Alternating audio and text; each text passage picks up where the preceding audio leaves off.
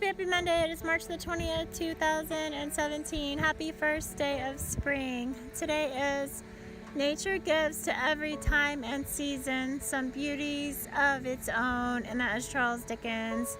I love the spring. The flowers are out since we've had so much rain, and it's just beautiful. So I hope you're enjoying it wherever you're at, and I hope you have a phenomenal rest of your month. Yay for another beautiful day. Happy day today.